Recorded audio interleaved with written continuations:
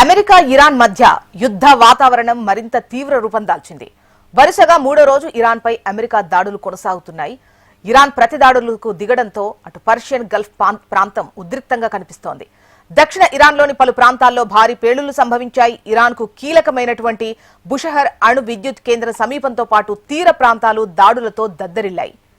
Hormuz జలసంధిలో వాణిజ్య నౌకలను Iran లక్ష్యంగా చేసుకుంటోందని ఆరోపిస్తూ అమెరికా ఈ దాడులు చేపట్టింది. సీజ్ఫైర్ ఒప్పందం ముగిసిందని ట్రంప్ ప్రకటించిన కొన్ని గంటల్లోనే ఇరాన్పై అమెరికా దాడులు కొనసాగించిందని ఇరాన్ అధికారిక వర్గాలు వెల్లడించాయి. గడిచిన 48 గంటల్లో ఇరాన్ తీర ప్రాంతాల్లోని దాదాపు 170కి పైగా సైనిక స్థావరాలపై అమెరికా సైన్యం దాడులు చేసిందని పేర్కొంది.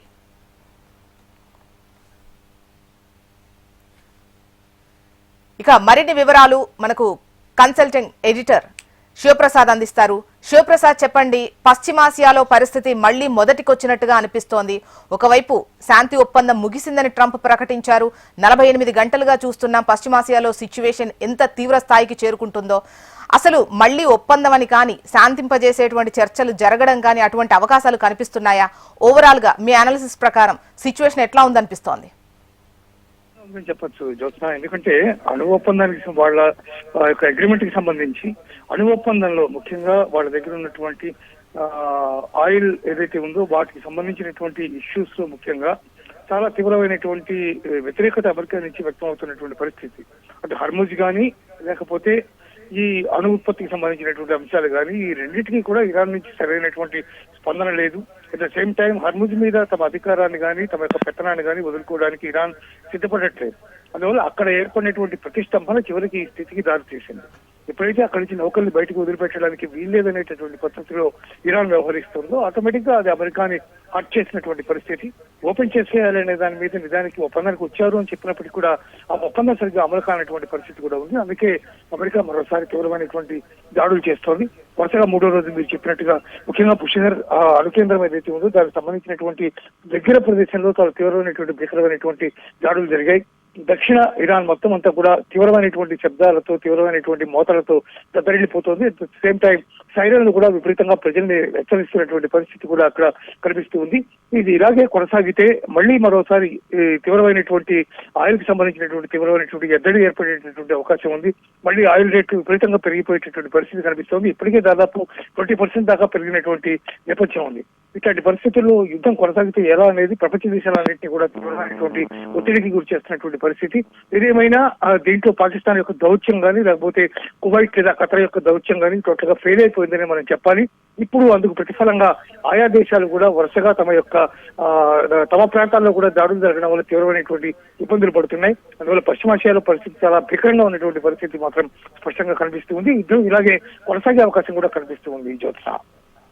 అండ్ శివప్రసాద్, ముఖ్యంగా ఇరాన్ రీసెంట్ టైంలో మరొకసారి అక్కడ టోల్ వసూలు చేయడానికి సంబంధించి ఒక క్లారిటీ ఇచ్చింది. ఖచ్చితంగా టోల్ వసూలు చేసి తీరుతాం, మిత్ర దేశాలకు సంబంధించి మినహాయిస్తే పర్టికులర్గా ఇక్కడ టోల్ వసూలు చేస్తాం, వాటిని పలు సర్వీసులకు అంటే దానిపైన ధనార్జన కాదు పలు సర్వీసులకు సంబంధించి మేము వాడతామన్నటువంటి ఒక అనౌన్స్మెంట్ పైన కూడా అమెరికా తీవ్ర అభ్యంతరం వ్యక్తం చేసినటువంటి పరిస్థితుల్లో ముఖ్యంగా అక్కడ toll at the same time అక్కడ జరుగుతున్నటువంటి దాడులు పర్టికులర్గా అమెరికా నౌక పైన జరిగినటువంటి దాడి తర్వాతే మళ్లీ ఈ పరిస్థితి పునరావృతం అయింది అని అనిపిస్తోంది.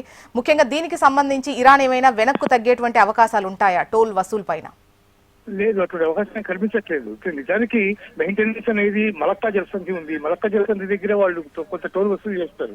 కారణం ఏంటంటే దాన్ని మెయింటైన్ చేయాల్సినటువంటి అవసరం అక్కడ. కానీ ఇక్కడ నేచురల్ గా ఇస్తున్నటువంటి జలసంధి ఇక్కడ దాన్ని వీళ్ళే మెయింటైన్ చేయాల్సినటువంటి అవసరమూ లేదు. ఇది వాళ్ళ యొక్క పరిధిలోకి కూడా రాదు. అంతర్జాతీయ సముద్ర జలాల యొక్క పరిధిలోకి మాత్రమే వస్తుంది హర్ముజ్ జలసంధి అనేది. కాబట్టి దాని మీద వీళ్ళ యొక్క పెత్తనం నిజానికి ఏమీ లేదు. దాన్ని బలవంతంగా వాళ్ళు తాము తెచ్చుకుని అక్కడ వసూలు చేసేటటువంటి టోల్ ని తమ యొక్క నష్టం ఏదైతే వాటిల్లిందో యుద్ధం వల్ల దాన్ని పూడ్చుకుంటామనేది వాళ్ళ యొక్క ప్రధానమైనటువంటి ఆలోచన. దాన్ని అమెరికా ఏమాత్రం కూడా సమర్థించట్లేదు. అమెరికా చాలా తీవ్రంగా వ్యతిరేకిస్తోంది. అక్కడ టోల్ వసూలు చేయడానికి వీల్లేదు ఎట్టి పరిస్థితుల్లోనూ అనేటటువంటి క్లారిటీ ఇచ్చింది.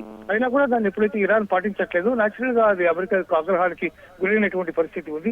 తద్వారానే ఇదంతా కూడా జరుగుతోంది. ఆ మలక్కా జలసంధికి దీనికి చాలా తేడా ఉంది.